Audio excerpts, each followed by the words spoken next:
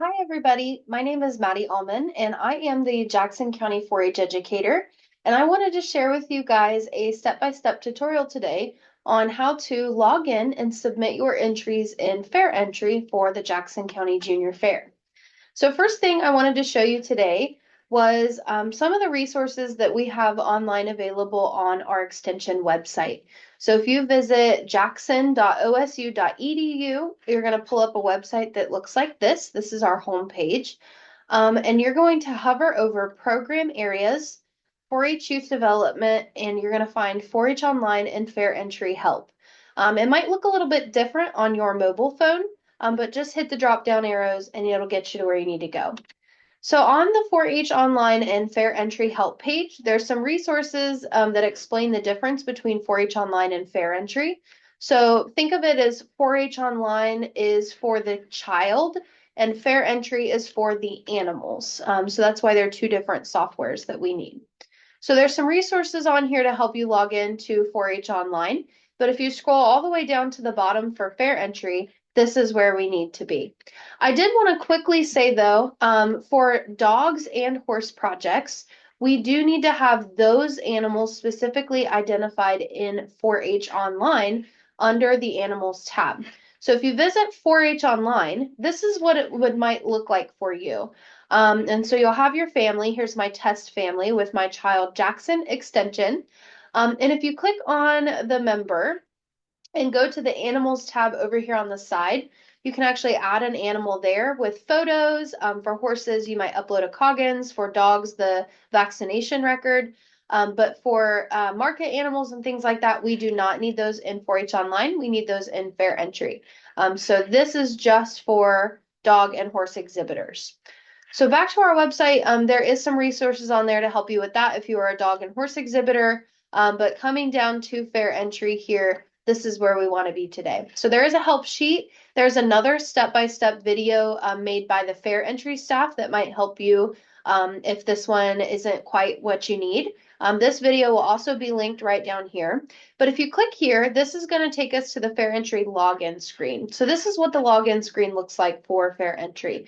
You can see our registration is currently open. It's open until June 15th, and it's going to ask you how you'd like to participate. And our exhibitors are really the only ones that log in through FairEntry. Our auction buyers don't, and our volunteers do not either. So you're going to click as an exhibitor. And it's going to ask you if you want to log in using your 4-H Online account or FairEntry. And all of our exhibitors in Jackson County, including FFA, all should be logging in through 4-H Online.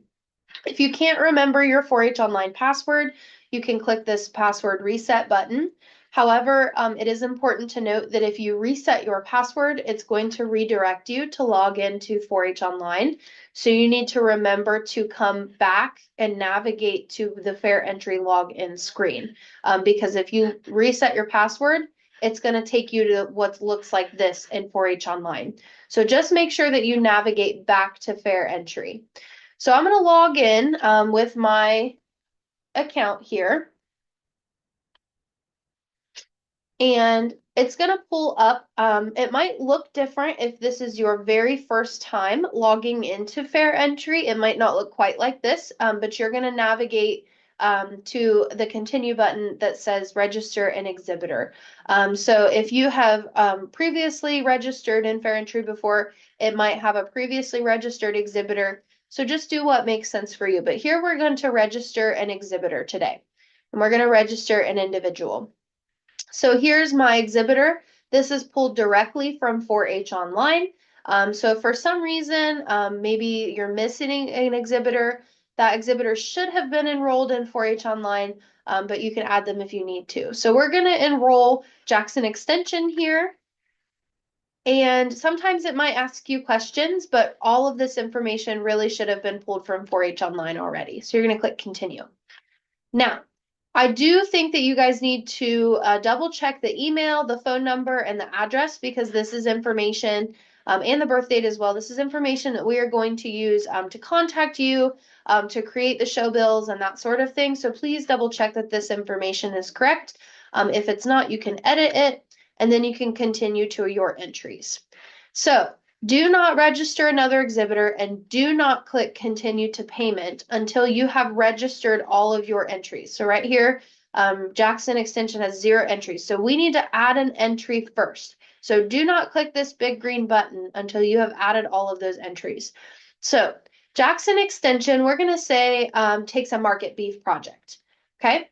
So for all of your market projects, you need to make, and breeding, you need to make sure that you add both market and showmanship. So we're going to do this twice.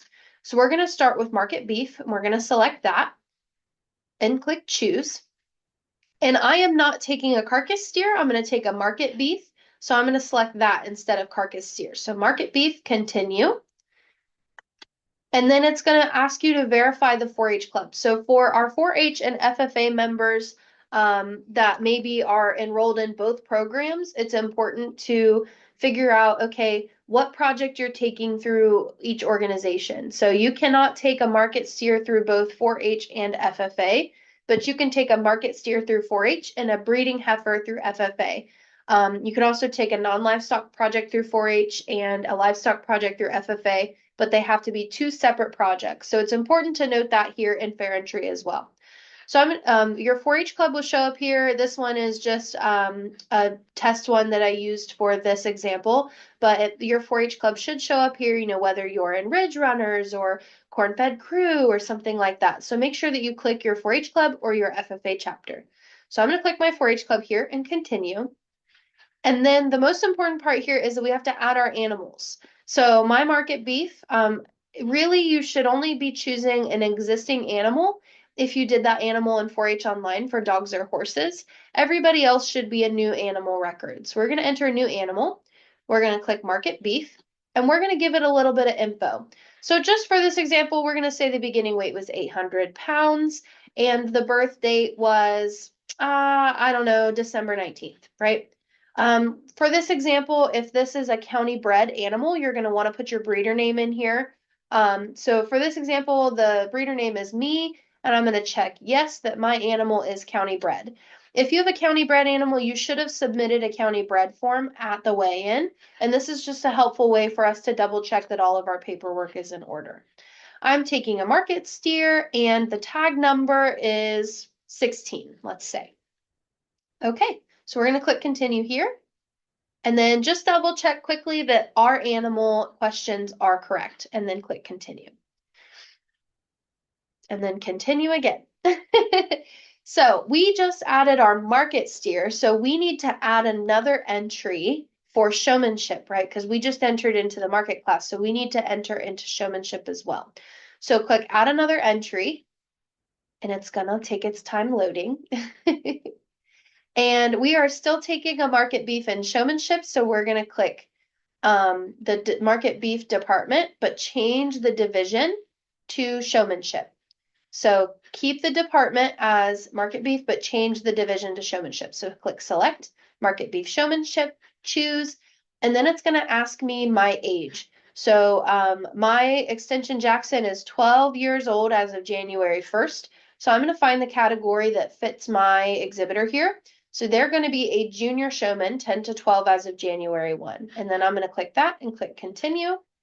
And then again, verifying the 4-H club, it's going to ask you that again. And then it is going to ask you how many individual market beef are you taking to the fair. So don't include carcass steers. So I'm just taking 1, but this helps us know how many pens you might need for the fair as well. So make sure that that's accurate. Okay, so now I've got my market beef and my market showmanship. And I think my exhibitor is also taking a market rabbit. So let's add a market rabbit to this exhibitor. So we're going to add another entry, and we are changing the department this time because this is an entirely new species. So we're going to change, and we're going to go down and we're going to find rabbits and select rabbits. Now we're taking market rabbits, so we're going to select market rabbit and choose. So market rabbits again. We're just going to be in class 1 for now. And then we're going to pick our 4-H club again. Now, the important thing to note about adding an animal for market rabbits is you don't have tattoo numbers by the time that FairEntry deadline rolls around. So if you are a market rabbit exhibitor, please just type in zeros for your tattoo number. And what will happen is after the rabbit tattooing is over, our office staff will take all of the tattoo numbers and we will go in and we will adjust your FairEntries to make your tattoo numbers correct. So just put in zeros for now. We just need to know that yes, you are taking these animals to the fair, how many pens to expect, those sorts of things. So we have a month to prepare for those things ahead of the fair. Make sure you mark whether or not they are county raised. Let us know your breeder name. Make sure that tattoo is 0 because the FairEntry deadline is prior to when you get your rabbits tattooed.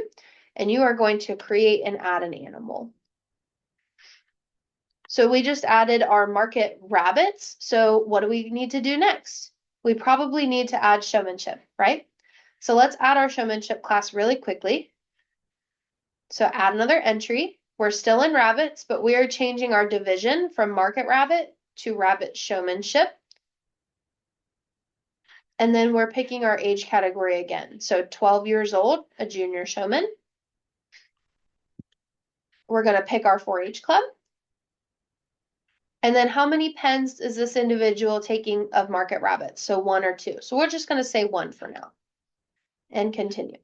Now, if you have all of your animals in there, you can add another exhibitor or you can add another entry. I did want to make a quick note. The same thing for rabbits goes for your poultry as well. So you don't get your poultry leg bands until the day of the fair.